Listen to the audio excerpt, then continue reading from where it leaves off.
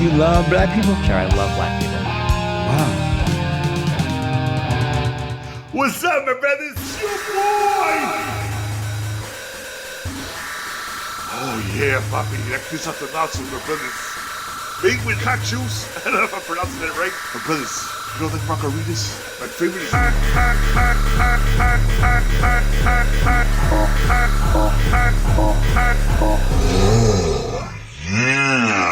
You get high on this, my brothers. 아, 이거는 못 고르지. Yeah, not this week. You wanna know why? Because this week we are going to be talking about a band that is pagan, straight edge, National Socialist, by their own definition. This week is episode 158, and it's about the band Kamaedzitca. And if I mispronounce that, please let me know. I'm a dumb American. Give me the hamburger.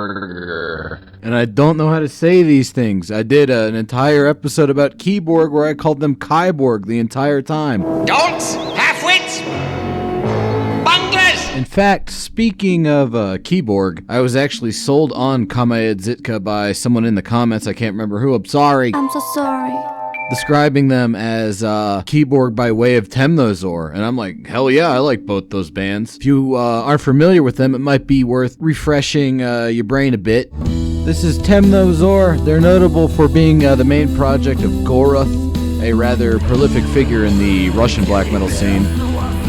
And they have very rhapsodic vocals, in this case provided by Kaldrad Branislav from Branikald, R.I.P. But yeah, it's like melodic, it's very epic, folky, layered. It's emotional stuff. It's very just kind of like, I don't know, atmospheric and such. And then Keyborg were probably, either them or Seikimatsu was probably like the biggest band I found out about last year. And I've been kind of obsessed with them. They might be, they're definitely one of my favorite bands at this point. They play, I don't even know how to describe it. They started out as... Their first demo is this like oi punk stuff. The second demo is straight symphonic black metal. After that, they started combining those two sounds in weird ways to get this sort of strange kind of groove metal sound, I guess.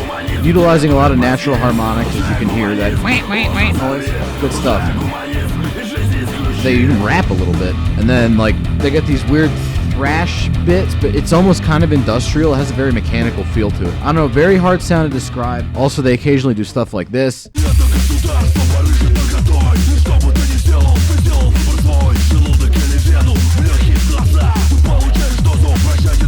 which is, of course, amazing. But yeah, the idea of a band combining those two rather divergent soundscapes into one sound is interesting, but then it becomes even more interesting when you actually look into this band, and they're not Russian. They're from Belarus, and that had me thinking, there's two really big bands that kind of established Belarusian pagan metal back in the 90s there that I enjoy quite a bit. The first one was Apraxia, who were sort of like a proto-Windeer in their heavy usage of a lead guitar as kind of like the dominant melodic voice of their compositions. There's a bit of heavy metal influence, but it's mostly this very kind of thrashy, folky black metal. And they developed that over the course of 3 albums before dissolving and then coming back as an RAC band later on.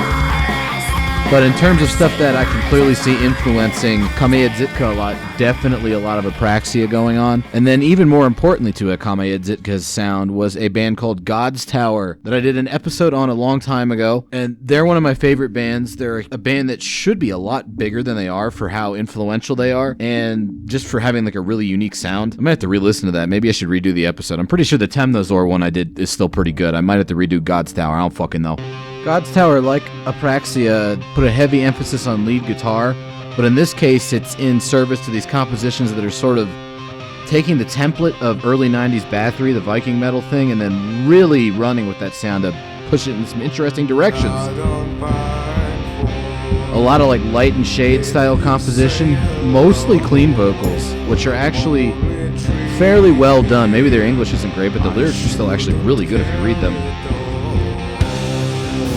But yeah, it's just a very epic layered sound.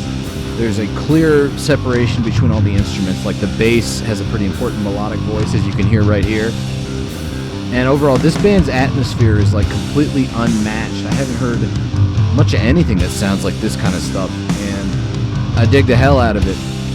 So when I started listening to Kamaedzitca, I got excited because...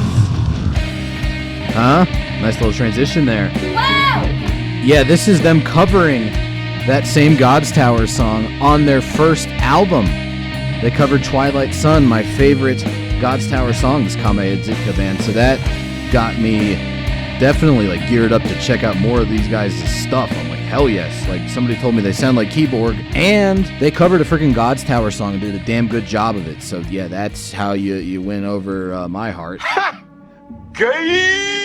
Not like that. Why does everybody always be so mean? So what the heck do they mean when they say that they're pagan, straight-edge National Socialists? Those might seem to be at odds for some people, but if you really think about it, it's actually kind of a Dionysian to Apollonian sort of dichotomous spectrum, if you will. Like paganism, that would be almost entirely spiritual, definitely connected with like nature and all that, so that's way over in Dionysian land. National Socialism, at least in the definition of Kamaedzitca and others that think like them, would be sort of applying natural law to society, so that's right in the middle. And then straight edge is entirely societally focused, and you can actually place all of their releases kind of in different spots on this spectrum. Their first two albums fall entirely way at the pagan end of the scale, because this is pretty much pure black metal, especially compared to where they would go later on.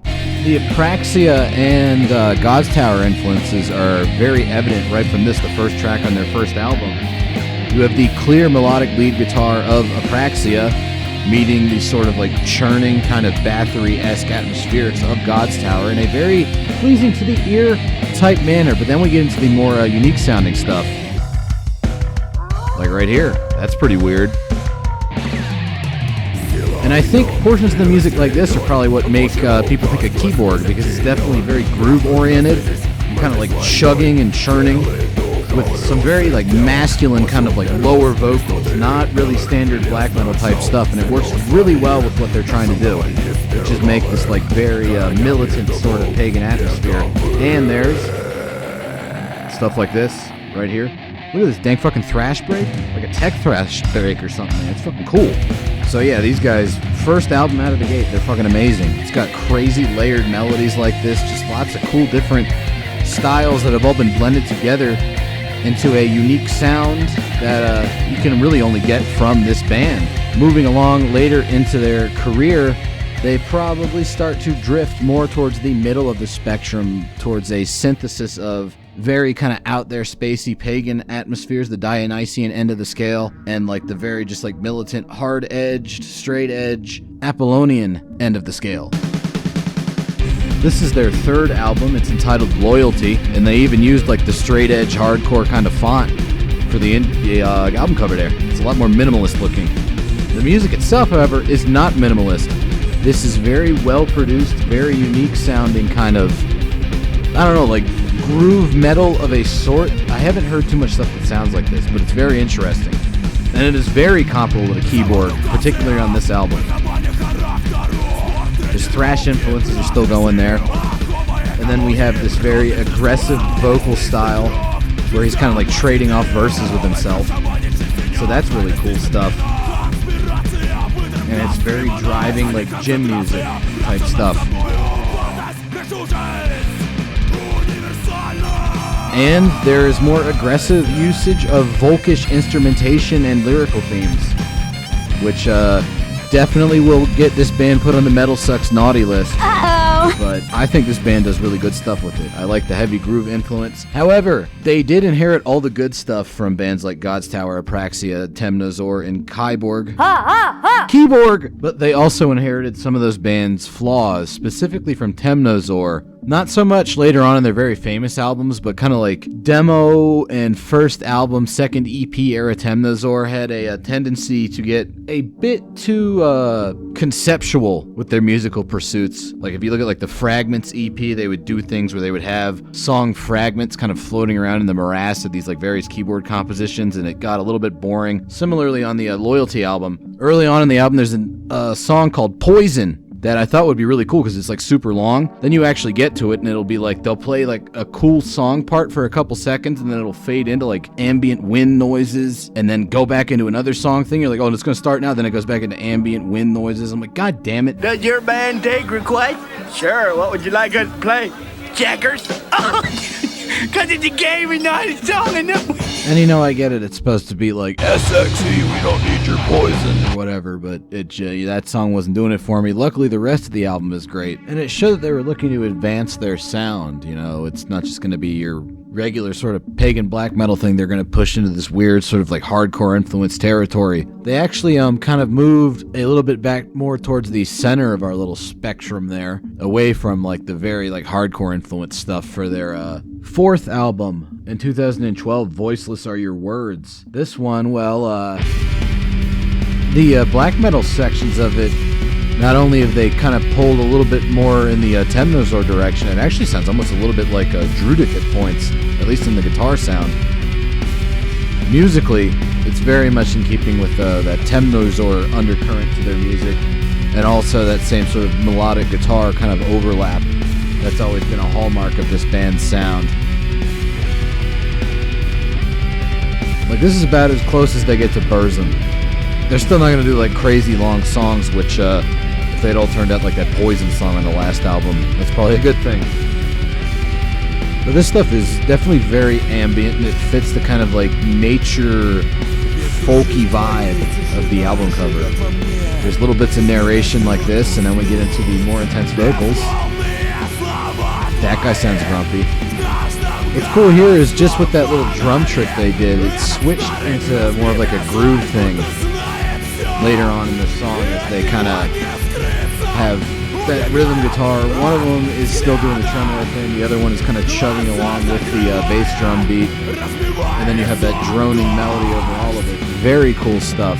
This might actually be maybe the best album to start with, because it's a bit more standard black metal, at least on that song. And other songs on the album, however, they get downright avant-garde. Like, the synths on this one remind me almost kind of like a Depeche Mode thing, especially with that particular drum beat. Very, like, Violator-esque. There's also a decent amount of death metal and their standard groove kind of thing they got going on. But, like, this heavy ambient synth presence during these more groove-oriented sections helps elevate the material away from your standard sort of athletic rock, if that makes sense.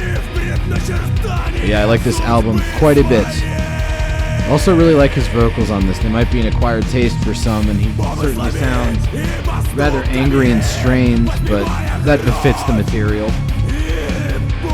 So I like it. And then this thing right here, getting almost kind of like post-metal-ish. So along with groove metal, there's two genres that normally I can't stand that the Slavs managed to pull off. Other portions of the album, it gets even stranger. I don't even know what you would call this kind of stuff. It's like National Socialist CKY or something. In between like groove metal and a very bright and happy form of pop punk. Bet you never thought you'd hear that kind of like melty sounding Druidic distortion playing pop punk riffs, but there it is. With some nice electronic keyboards. So yeah, we have a pop punk song about going to the gym in the middle of this black metal album. Except it's not really a black metal album, it's just kind of all of these different genres kind of happening at the same time, and it works really well. So that actually would probably be their best album if things had not gone the way they did. After this, they did kind of like a weird experimental kind of album called look at this title, EQTZN 3087. I don't even know. Some of it is this cool kind of electronic melodic stuff. They've incorporated this thing earlier in little interludes on their album, so this part's, you know, like this kind of stuff, it's okay. I don't mind it at all.